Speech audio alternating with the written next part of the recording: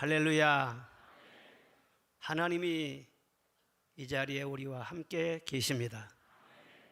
우리의 모든 것은 하나님의 손에 달려 있어요. 그 하나님이 여러분을 사랑하심을 믿으시기를 바랍니다. 주의 길을 곱게 하라. 무엇을 곱게 하라고요? 대강절을 맞이해서 오늘 주님의 길을 곱게 하자 하는 말씀을 증거하려고 준비를 했습니다. 2000년 전에 로마의 식민지로 있었던 유대 땅은 참 암담한 현실 속에 있었습니다.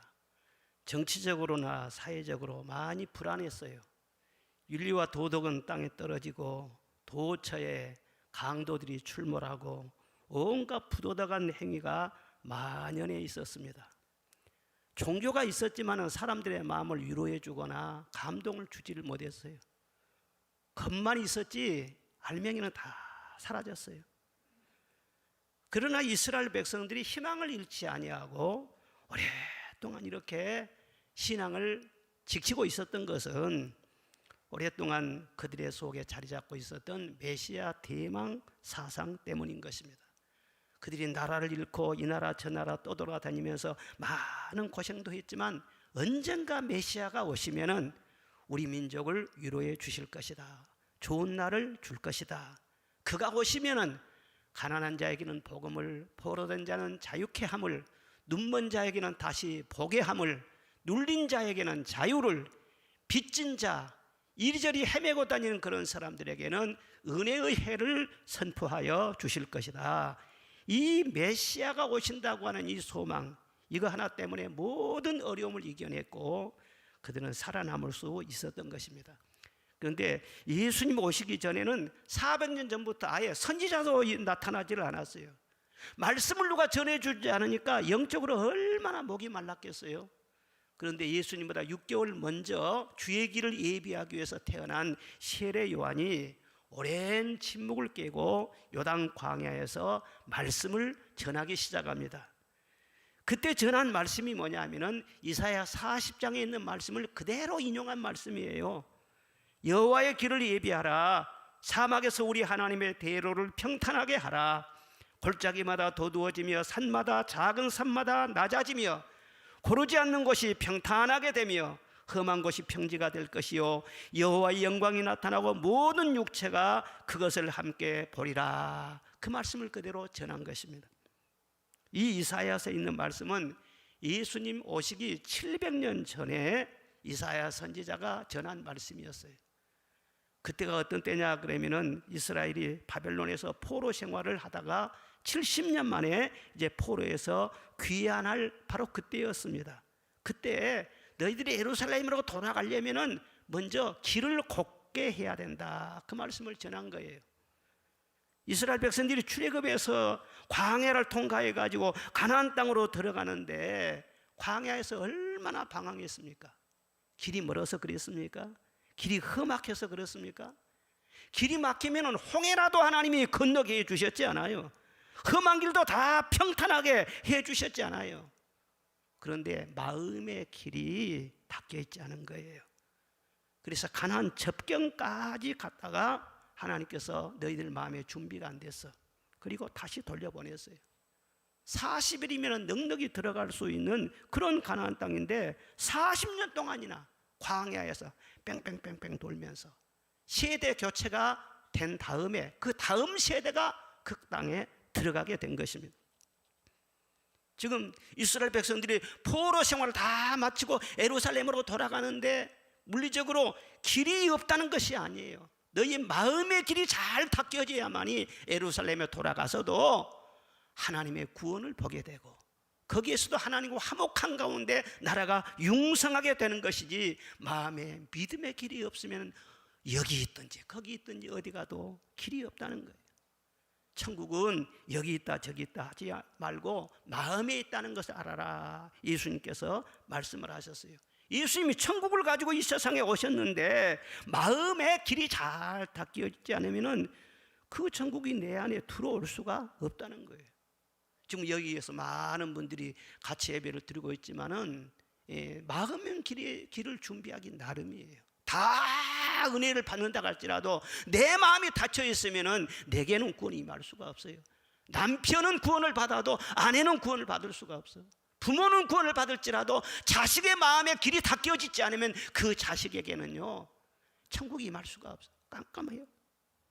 그래서 마음의 길을 닦으라, 은유법으로 그렇게 말씀을 한 거예요. 첫째는 골짜기를 메우라고 했어요. 뭘 메우라고요? 그래요, 골짜기를 메우라. 이 낮은 골짜기, 이건 뭘 말하느냐 그러면은 우리 마음이 푹 꺼져 있어요. 마음속에 있는 열등감, 낮은 자존감, 그런 것을 말하는 것입니다. 이 마음이 열등감이 있으면은요 믿음을 갖기가 어려워요. 그리고 은혜를 받아도 기쁨 충만한 생활을 하기가 어렵습니다. 그리고 이 열등감이라는 것은 낙심과 자포자기와 절망으로 막 이어지기 때문에 내게 아무런 유익이 없어요. 그런데도 그것은 무슨 보상이나 된 것처럼 열등감을 꽉 가지고 있다. 그 골짜기 같은 마음 메꿔야 된다는 거예요. 여러분, 나를 보면서, 세상을 보면서 그러면은 열등감이 생길 만도 하지요. 그런데 하나님을 바라보세요. 하나님의 사랑을 한번 생각해 보세요. 여러분, 나의 생명은 하나님이 주셨어요. 나는 그냥 작품이 아니라 하나님의 각각 만들어내신 수제품이에요. 여러분, 서로의 외모에 대해서 절대 말이죠 비판하고 함부로 말하지 마세요. 왜? 하나님의 작품이니까. 저는 저의 외모에 대해서 항상 자신감을 갖습니다. 이만한 잘생긴 사람이 세상 어디가 있어? 없어요. 유일한 하나님의 작품이 바로 여기 서 있는 거예요. 얼마나 당당하냐는 말이에요. 저쪽은 아멘을 안 해도 사실이 그런 거예요. 그것은 진리를 몰라서 그러지. 더구나 거기에다 하나님이 나를 택해 주셨어요. 은혜로 불러주셨어요. 자녀로 삼아주셨어요. 성령을 부어주셨어요. 이것은 은혜 위에 은혜예요. 특별한 은혜인 것입니다. 주님이 말씀하시기를 내가 너를 보배롭고 존귀하게 여긴다고 말씀을 하세요. 과거가 설령 아무리 부끄러웠던 사람일지라도, 성경에 말한 대로 창녀였고 세리였고 죄인이었다고 할지라도 그때는 그때고, 예수 그리스도로 말미암아 죄의 씻음을 받게 되면은 모든 놈을 다 씻어주시고 의의 옷을 입혀주시고 새로운 피조물이 되게 하시는 줄로 믿습니다. 사람들은 손가락 할지 몰라도 나는 너를 새로운 피조물로 본다. 인자와 긍휼로 관을 씌워주시고 존귀와 영화로 관을 씌워주시고, 나 한 사람 한 사람을 보면서 그렇게 좋아하시는 거예요. 하나님이 이렇게 나를 사랑하시는데, 아니 내가 내 자신을 미워하면 되겠어요? 하나님께서 과연 너희를 버리지 아니하고 너희를 떠나지 않으리라고 꼭 붙잡고 있으리라고 말씀을 하시는데 내가 내 자신을 버리면 되겠어요? 나를 스스로 미워하고 버리는 이것이 바로 열등감이라는 거예요. 이것이 움푹 패인 그런 골짜기 같은데 이것을 메꾸지 아니하면 주님께서 내게 임하실 수가 없다는 거예요. 내가 나를 사랑하지 않으면 하나님도 나를 사랑할 수 없어요. 내가 나를 사랑하지 않으면 천사들도 나를 도와줄 수가 없어요. 그 누구도 나를 도와줄 수가 없어요. 그래서 하나님의 사랑 안에 있는 내 자신 얼마나 귀하냐, 자존감을 갖고 하나님의 사랑으로 깊은 이 골짜기 같은 열등감을 메꾸라는 거예요.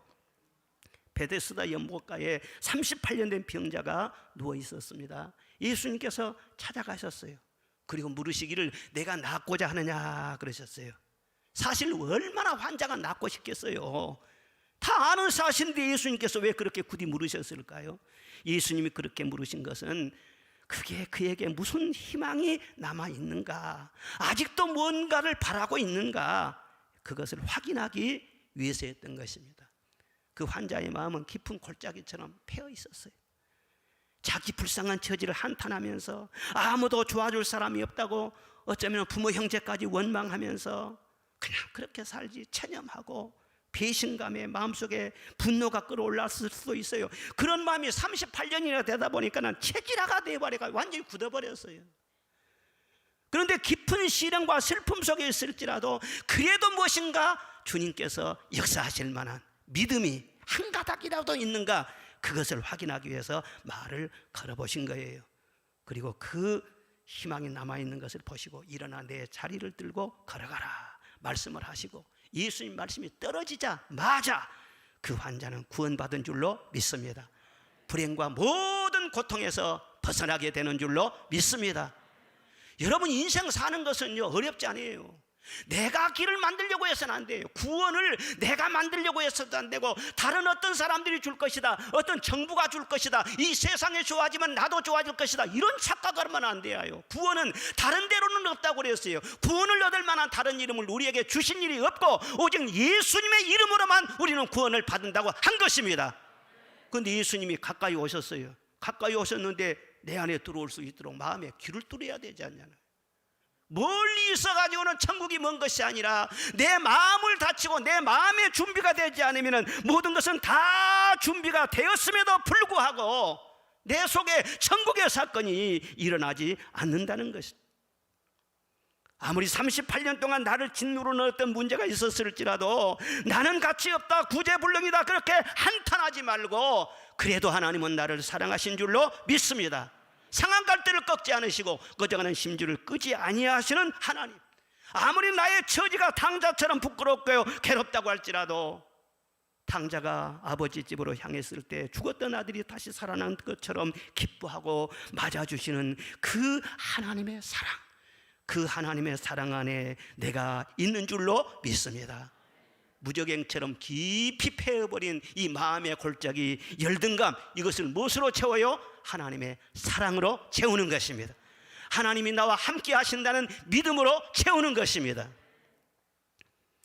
결혼해서 세 딸을 낳아서 잘 키우면서 행복하게 살던 한 여자분이 있었어요. 그런데 갑자기 남편으로부터 버림을 받았어요. 얼마나 큰 충격이었는지 몰라요. 그런데도 딸들만큼은 잘 키우고 싶어가지고 여기서 너무 충격을 받고 너무 힘들어가지고 미국으로 이민을 간 거예요.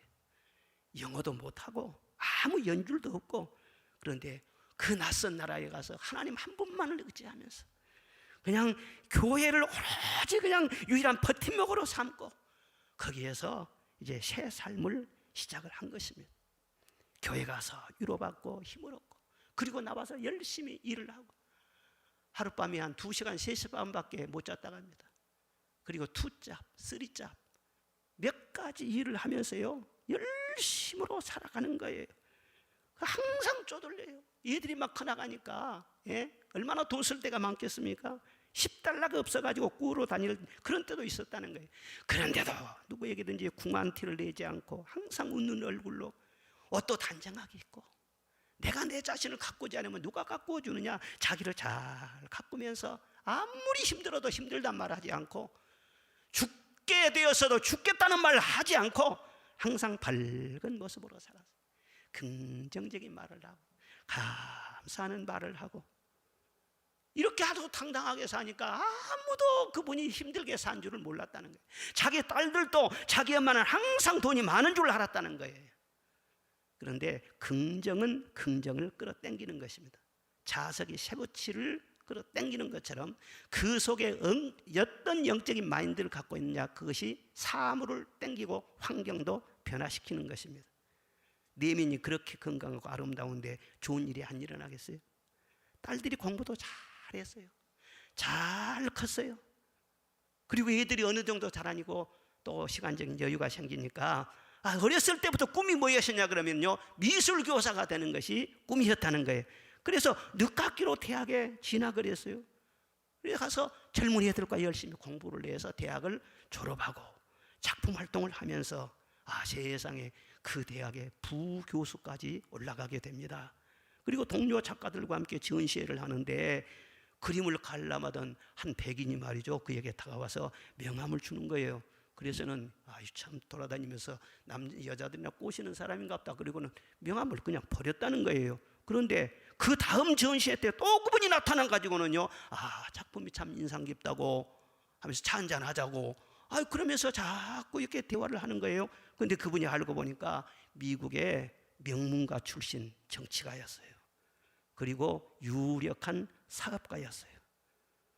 그런데 40이 넘을 때까지 마음에 든 여자가 없어가지고 아직 미혼인데 이렇게 귀한 분을 만나는 것은 내가 처음이라고, 나와 결혼해 주지 않겠느냐고 3년 동안 그렇게 교제를 하면서 계속 프로포즈를 하는 거예요. 그래서 결혼을 했는데 그분이 현재 메릴랜드 주의 레리 호건 주지사입니다. 김유미 권사님. 유미 호건 여사 간증이에요. 동양인으로서는 최초로 미국의 주지사 퍼스트레이드가 된 사람이에요. 사람에게 버림받고 땡전 한 푼도 없이 정말 내팽개쳐진 것 같은 그런 인생이었는데 어떻게 그 연약한 여성으로서 세 딸의 어머니 노릇을 훌륭하게 잘하고 그렇게 아름답게 신앙을 잘 지킬 수가 있고 한 정치인의 아내로서 한 민족을 위로하고 에스더처럼 그리고 한 나라를 영향을 끼치는 그런 귀한 인물이 될 수가 있겠는가? 다른 데서 온 것이 아니에요. 속에서 나와요. 좋은 것은요, 하나님이 함께 하신다는 자신감, 하나님이 나를 버리지 아니한 굳건한 믿음, 거기에서 모든 것이 솟아나온 것을 여러분 믿으시기를 바랍니다. 열등감을 두고는 아무런 일도 할 수가 없어요. 하나님 안에서 자신감을 가져야죠. 그래서 멜치라고 하는 의사는 말하기를 현대인의 95%는 열등감이라고 하는 질병에 걸려있다, 그런 말을 했어요. C.S. 루이스는 말하기를 비교의식에서 열등감이 나온다. 악마가 우리 인간을 파괴하기 위하여 사용하는 가장 큰 무기는 바로 비교의식이다 그랬어요. 왜 하나님의 독특한 작품으로 나를 창조하셨는데 남하고 비교합니까? 남보다 키가 크니 작니, 뚱뚱하니 안 뚱뚱하니, 얼굴이 어떠니, 비교해서 나를 평가해서는 안 되잖아요. 예? 왜 자꾸 남을 쳐다보면서 남을 부러워하면서 남이 나보다 더 부유하지 않는가, 남들이 더 알아주지 않는가, 이런 쓸데없는 생각을 합니까? 이거 다 치워버리고 하나님은 절대로 나를 사랑하심을 믿습니다. 그 사랑 안에 있는 나를 발견하는 거예요. 그래야 열등감에서 벗어날 수 있는 것입니다. 주의 사랑이 내 안에 비칠 때, 주의 사랑 비칠 때 기쁨 오네, 근심 걱정 물러가고 기쁨 오네, 화평 중에 내 영혼, 영광 중에 새 생명, 다시 찾게 되었네 그 큰 사랑. 할렐루야. 이 모든 일에 우리를 사랑하시는 이로 말미암아 우리가 넉넉히 이기느니라. 영원하신 하나님의 사랑, 변함없으신 사랑, 흘러넘치시는 그 사랑, 그 사랑이 내 마음의 골짜기를 다 메꾸고도 남음이 있다는 것을 믿으시기를 바랍니다. 둘째로는 산을 깎으라고 했어요. 뭘 깎으라고요? 산을 깎아내라 그랬어요. 마음속에 솟아난 이 산, 이게 뭘 말합니까? 이 마음의 교만을 말하지 않겠어요? 교만하면 높은 산처럼 내 속에서요 오는 모든 길을 막아버리는 것입니다. 도로 공사를 할 때 산이 가로막혀 있으면 공사가 어려워지잖아요. 높은 산이라도 깎든지 아니면 터널을 뚫든지, 너무 힘들면은요 우회를 하든지 그래야 되지 않겠어요? 그런데 우리 마음속에 높은 산이 솟아나 있습니다. 그러면 예수님께서 이제 내 안에 들어오셔야 되는데 어떻게 들어오셔요? 예수님은 빛이기 때문에 항상 곧습니다. 예? 아주 일직선입니다. 굴절이 없어요. 우회를 하지 않습니다. 그래서 내가 뚫으면은요, 길이 열려지면은요 들어오는 것이에요. 그러나 열리지 않고 막혀 있으면 들어올 수가 없어요. 깎아내든지 터널을 뚫든지 시원하게 길을 뚫어야 한다. 그러니까 교만을 그대로 두고는 절대로 은혜를 받을 수가 없어요. 교만이 마음속에 있으면은 주님이 밖에서 서성거리시지 들어오실 수가 없어요. 그래서 성경은 교만은 패망의 성공이에요. 교만한 마음은 넘어짐의 앞잡이다. 교만이 오면 욕이 온다. 여호와는 교만한 자의 집을 헐어내신다. 사람이 교만하면 낮아진다. 뭐 역사적인 교훈이고 성경에 그런 교훈들이 얼마나 많은지 모릅니다. 그래서 하나님께서는 정말 우리를 사랑하시고 우리에게 은혜의 옷을 입혀주기를 원하시면은요, 하나님이 원하시는 수준까지 낮추시고 겸손하게 하시고 또 겸손하게 하시고, 그 다음에 우리에게 은혜를 주시고 세워주시고 복되게 하시고 귀하게 들어 쓰시는 것입니다. 교만을 그대로 놔두고는 절대 하나님이 일하실 수가 없어요. 이 교만은 암세포와 같습니다. 그래서 조기에 발견해서 제거를 해야지, 이거 있는 줄도 모르고 지내다가요 점점 커지면은요 생명을 위협하는 거예요. 나중에는 회개도 할 수 없고, 예, 그 어쩔 수 없는 그런 영적인 심각한 상태에 들어가 버리게 될 수도 있는 것입니다. 이 교만이란 사람의 인간이 타락한 이후에 처음 생긴 원죄인 것입니다. 이 원죄이기 때문에 기회만 있으면은요 이 교만이 늘 속에 있다가 올라오게 된 거예요. 사탄은 원래 천사장이었는데 하나님께서 아주 지혜롭고 완전하고 아주 아름답게 이 루시엘 천사장을 만드셨습니다. 그런데 너무 아름답고 지혜롭고 하니까 추종하는 천사들도 많아지고 막 높여주고 그러니까는 점점 높아가지고 하나님하고 맞먹으려고 한단 말이에요. 하나님을 대적하려고 한단 말이죠. 그래 하나님께서 이걸 봐라, 그리고는 쳐버린 거예요. 그래서 떨어져 가지고 사탄이 되었어요. 그래서 사탄은 교만한 영인 것입니다. 어디에든지 사탄이 들어가면요, 목에 힘이 들어가게 되고요, 목소리가 커지게 되고요, 마음이 교만해지는 거예요. 그러다가 불행의 나락으로 떨어지는 것입니다. 사람은 누구나 사탄의 영향을 받기 때문에 기회만 주어지면 이 교만기가 올라오게 되어 있어요. 아무리 겸손한 사람 같고 유순한 사람 같아도요, 조금만 힘을 가지면 교만이 올라옵니다. 아직은 힘이 없으니까 그렇지, 갑자기 물질이 없어서 사람이 물질이 많아져 보십시오. 명예와 어떤 지위와 권력을요 크게 한번 얻어보십시오. 사람들이 막 박수를 쳐주고 인기가 막 폭발해 보십시오. 그러면은요 감당할 수가 없어요. 막 교만이 올라오는 거예요. 10억이나 가지고 살면 적당할 사람이 갑자기 돈이 1000억이 생겼어요. 그러면 행복할 것 같지요? 요동을 하는 것입니다. 그것이 어마어마한 짐이 되는 거예요. 좋은 것만이 아니에요. 아니 동장이나 하면은 딱 맞을 사람이요 어마어마한 권력을 갖는다? 개인적으로는 크게 불행합니다. 요동치다가 하나님 앞에 버림받지 않아요. 역사 앞에도 버림받고. 여러분 항상 교만을 조심해야 돼요. 그리고 내가 감당할 만큼 하나님께서는 은혜를 주시고 복을 주시는 거예요. 여러분들은 지금 생각으로는 그냥 천지를 다 휘젓고 다니고 천하의 모든 것을 다 거머쥐면 좋을 것 같죠? 하나님은 우리를 아끼시기 때문에 함부로 그렇게 하지 않아요. 겸손을 계속해서 다져가면서 그릇을 준비시켜 나가면서 감당할 만큼 은혜를 주시는 거예요. 너무 크게 줘버리면요 자녀를 버리기 때문에. 성전에 살면서도요 이것은요 예외가 아니에요. 바리새인들, 서기관들, 제사장들 모두 다 성전에 살았잖아요. 날마다 성전에서 기도하고 메시아 설교도 하고 그랬잖아요. 그런데 영적으로 교만해가지고 예수님 오셨는데도 알아보지를 못하는 거예요. 그리고 자기들 손으로 십자가에 못 박아서 죽였지 않습니까? 다윗처럼 기도 많이 하고 은혜밖에 모르는 사람도요 복을 하나님이 많이 주셨습니다. 그리고 살기가 편안해졌습니다. 모든 백성들이 자기를 다 존경하고 지지하고 사랑합니다. 계속 그렇게 축복에 익숙해지다 보니까는요 자기도 모르는 순간에 교만이 살며시 머리를 드는 거예요. 이게 바로 죄인된 인간이에요. 누구든지 다 그런 거예요. 그래서 자기 치적을 자랑하고 싶고 이 부강한 나라를 내가 이루었지 과시하고 싶고, 그래서 요압 장군을 시켜가지고 인구조사를 하라고 합니다. 그래서 인구조사를 하라고 하는 것은요 백성들이 많으면 자기의 치적이 드러나니까 자랑하고 싶어서 그렇게 하게 한 거예요. 나중에 인구조사 끝날 쯤 돼갈 때 그때 깨닫습니다. 내가 하나님 앞에 교만을 떨었구나. 그리고 하나님께서 딱 나타나셨습니다. 그리고 하나님이 세 가지 중에 한 가지 택해라. 절대로 죄를 범할 때는 그냥 넘어갈 수가 없다.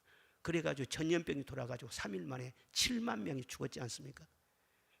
압살롬 반역 때는요 3만 명밖에 안 죽었어요. 그런데 교만 떨다가 배 이상이 죽은 거예요. 그래서 가장 강한 사람이 어떤 사람이냐? 내 속에 교만을 이긴 사람이에요. 가장 깨어있는 사람이 어떤 사람이냐? 내 속에 살며시 머리를 드는 교만을 초기에 진단할 수 있는 사람이에요. 그 사람이 영적으로 깨어있는 사람인 것입니다. 이스라엘 백성들 보면은 애굽의 것을 다 버리고 맨몸으로 나와서 하루하루 하나님이 내려주신 만나를 먹고 살지 않습니까? 그들이 땅이 있었습니까? 직장이 있었습니까? 어떤 재물이나 권력이 있었습니까? 내놓을 것 아무것도 없어요. 가진 것은 옷 한 벌밖에 없어요. 그러니까 교만할 것이 없어요. 광야에서 그렇게 나그네로 돌아다니며 사는데 무슨 교만할 것이 있겠어요? 그러나 그 가운데도 교만이 있어요. 특별히 영적으로 교만해져요. 레위지파 사람들이 들고 일어납니다. 하나님이 모세를 통해서 역사하시는데 그것을 인정하지 않고 모세를 대적한 거예요. 나도 계시받았다, 나도 기도한다, 나도 선지자다, 모세만 하나님과 얘기하냐? 우리도 한다. 이 영적인 교만 때문에 광야에서 많은 재앙이 일어나요. 여러분, 말세는 영적으로 혼란한 그런 시대이기 때문에 굉장히 조심해야 됩니다. 신앙생활 하면서. 교만이란 건 저 밖에 있는 사람들만 얘기가 아니에요. 세상 것을 많이 가진 사람들의 얘기만 아니에요. 영적으로 주님을 뜨겁게 사랑하고 신앙생활을 열심히 하려고 해도 예외가 될 수 없는 거예요. 우리가 교회 안에서 직분을 받고 사명을 감당하면서도 항상 겸손해야 되는 것입니다. 직분이란 것은 하나님이 선물로 주신 것인데 잘 감당하면은 하나님께 영광도 되고 내게 축복도 되고 한 거예요.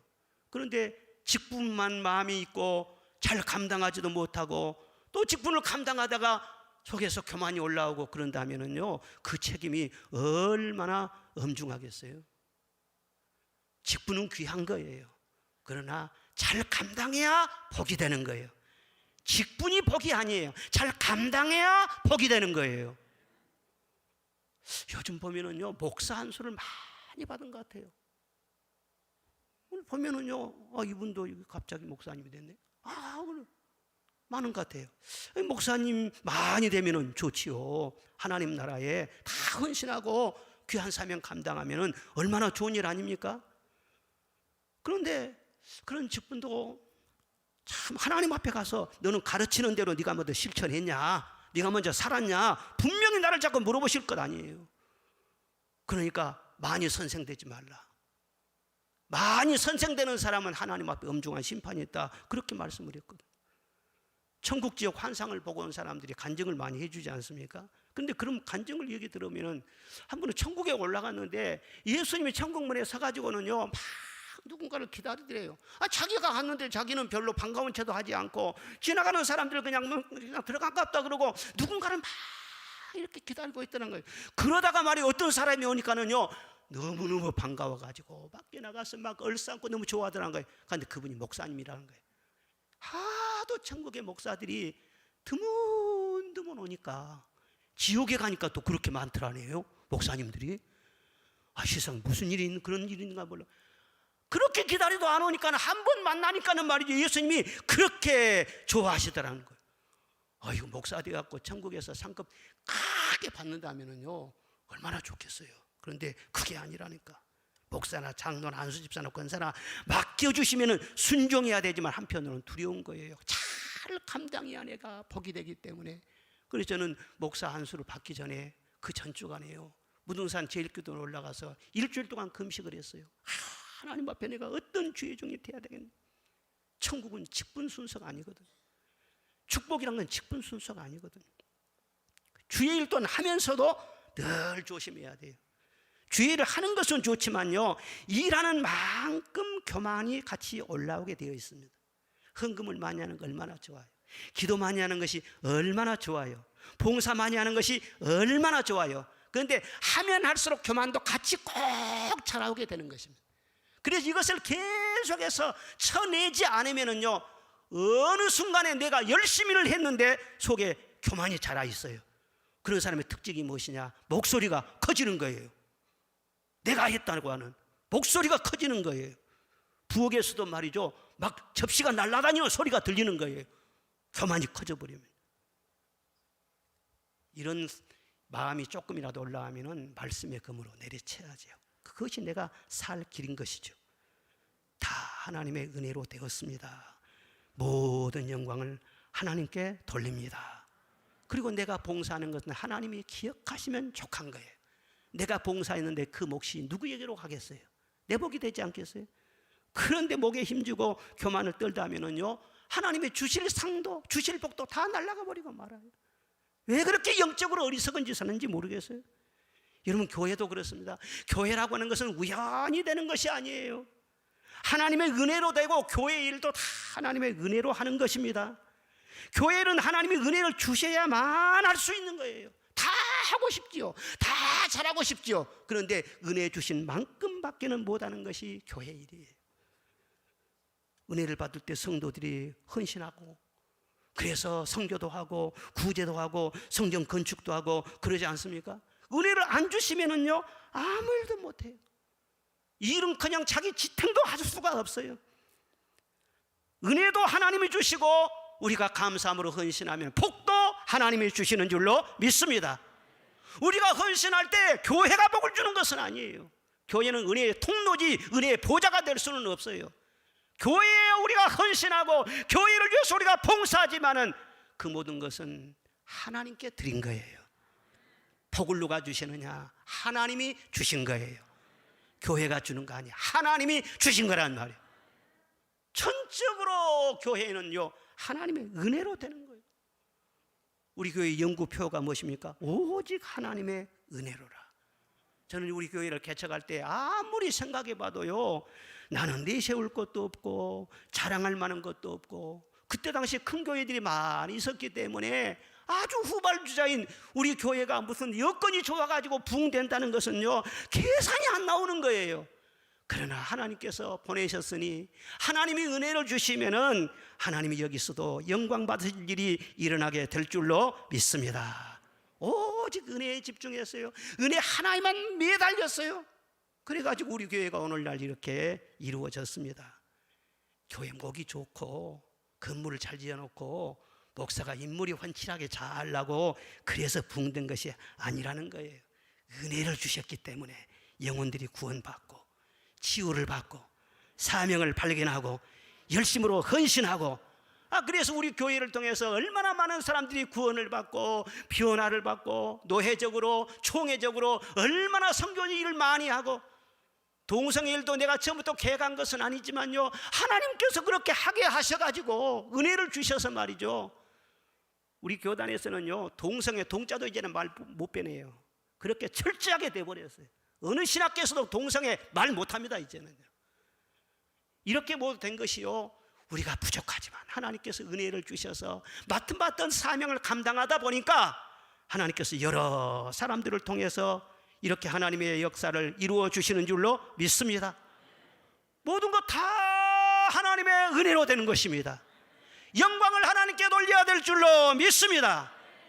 교회의 일은 하나님의 은혜를 많이 주시면 많이 할 수가 있고, 적으면 적게 할 수밖에 없고, 안 주시면 못하는 것이고, 교회는 은혜 받는데 그러므로 전념해야 되는 것입니다. 교회가 무슨 일을 한다고 목회자도 너무 부담 가질 것 없고 성도들도 너무 부담 가질 것이 없는 것입니다. 교회가 무슨 일을 할 때 돈으로 하는 것이 아니에요. 물론 돈으로 하지요. 그러나 그것은 믿음이 없는 사람 눈에는 돈밖에 안 보이고, 믿음 있는 그런 사람들은 은혜로 되는 것입니다. 하나님이 역사하시는 줄로 믿습니다. 은혜를 풍성하게 주면은요 풍성하게 많은 일을 할 수 있고, 은혜가 메말라 보세요. 좋은 것도 다 잃어버려요. 은혜가 끊어지고 메마르면은요 교회 현상 유지도 못해요. 그래서 교회 걱정, 주일 걱정하지 말고 은혜에 집중해야 돼요. 사람이 마음으로 계획할지라도 그 걸음을 인도하시는 이는 여호와시라 말씀을 하셨습니다. 아무리 사람이 인간으로 계산을 하고 생각을 하고 무슨 하려고 해도 인간의 생각으로 하면은 실패할 수밖에 없는 것입니다.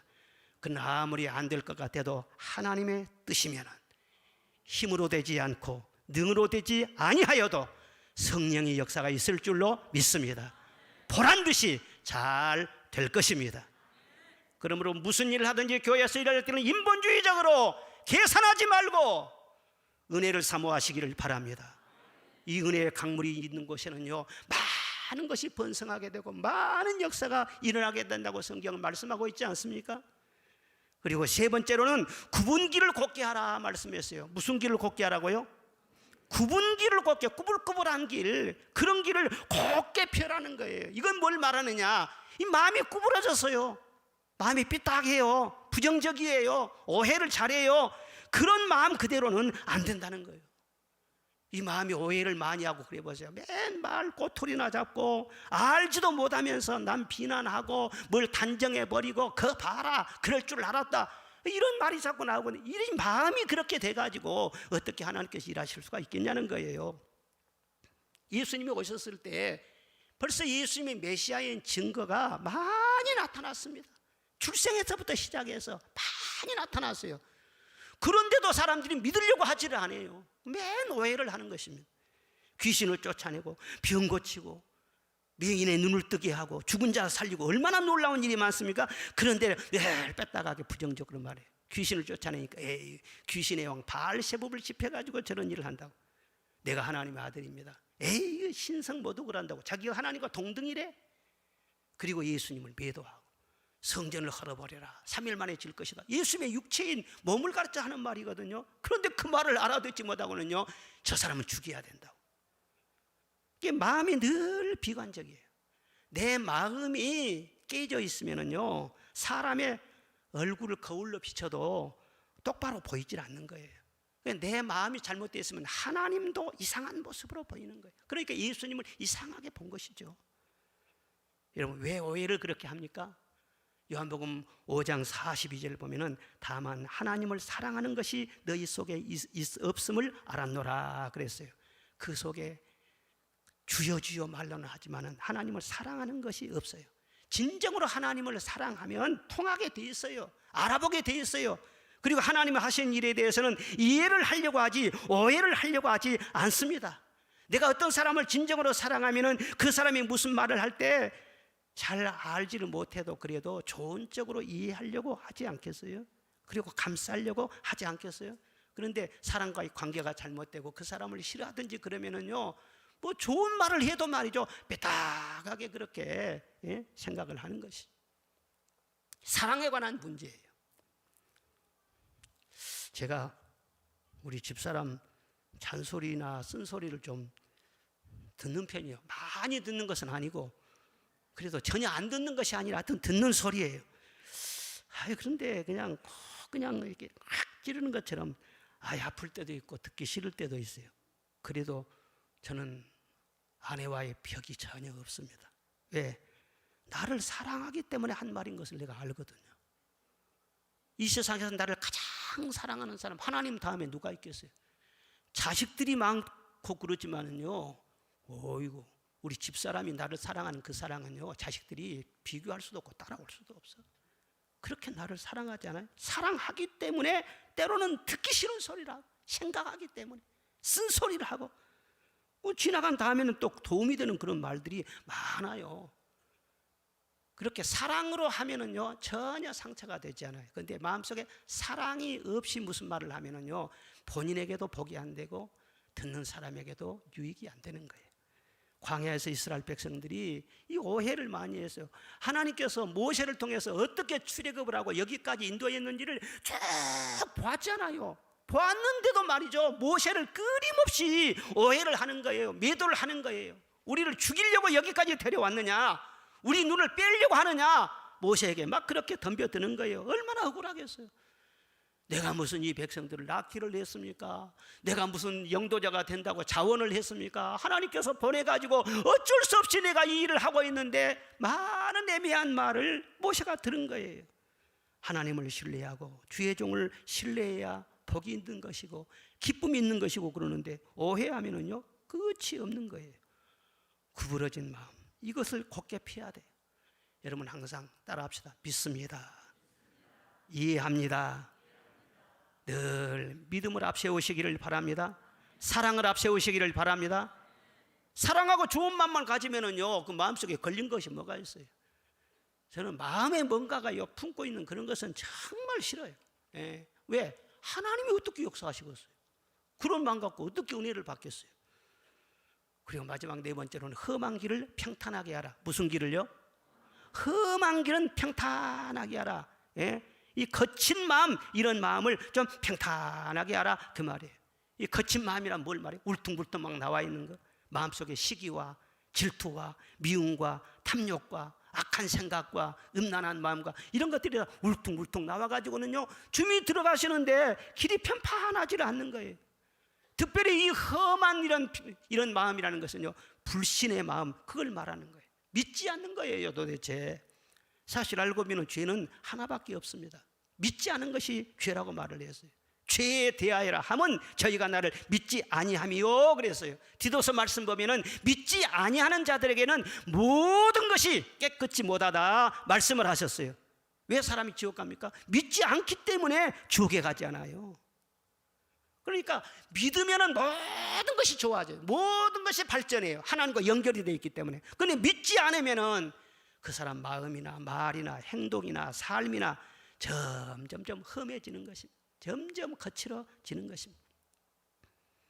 민수기에 보면은 이스라엘 12지파 사람들을 대표를 딱 택해가지고 정탐꾼을 보냈지 않습니까? 40일 동안 가서 그 약속의 땅을 정탐하고 돌아와서 보고를 해라 그랬지 않습니까? 그런데 돌아와서 보고를 했어요. 그런데 믿음의 사람 갈렙과 여호수아는 그 땅은 정말 좋은 땅이었습니다. 젖과 꿀이 흐르는 참 아름다운 땅이었습니다. 하나님께서 반드시 그 땅을 우리에게 주실 것입니다. 우리가 올라갑시다. 그렇게 믿음으로 보고를 합니다. 그런데 불신앙적인 10명은요 악평을 하는 거예요. 똑같이 보고 와서 그 땅은 거민이 강했습니다. 성읍은 견고하고 힘이 클 뿐만 아니라 안악자손을 거기에서 보았습니다. 그리고 그 땅을 악평하기를 우리가 두루 다니면서 탐지한 땅은 거민을 삼키는 땅이었습니다. 그들이 얼마나 신장이 큰지 우리는 그들하고 대하면 메뚜기 같았습니다.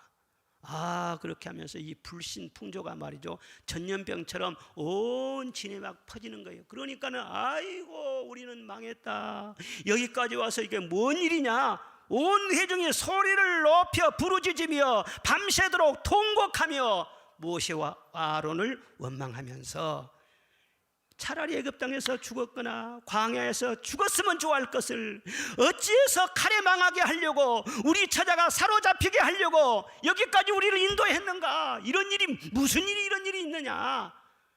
차라리 모세를 버리고 한 장관을 세우고 애굽으로 돌아가자, 이렇게 막 소요가 일어났습니다. 하나님께 그것을 다 보시는 거예요.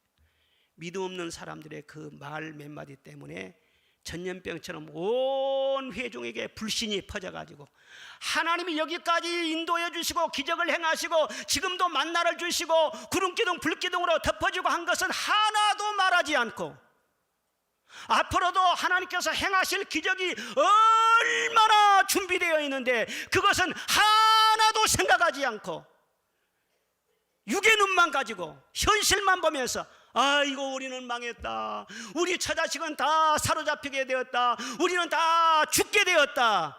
아니 사실이 그러지 않잖아요. 믿음이 없어가지고는 소설을 쓰고 있는 거예요. 소설을 쓰려면 믿음으로 소설을 써야지 불신앙적으로 쓰면 안 되는 거예요.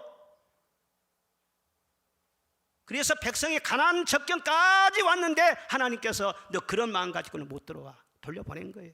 그래서 40년을 광야에서 뺑뺑 헤매고 다녔지 않습니까? 아무리 교회 가까이 살아도 믿음이 없으면 천국이 내게 들어오지를 못해요.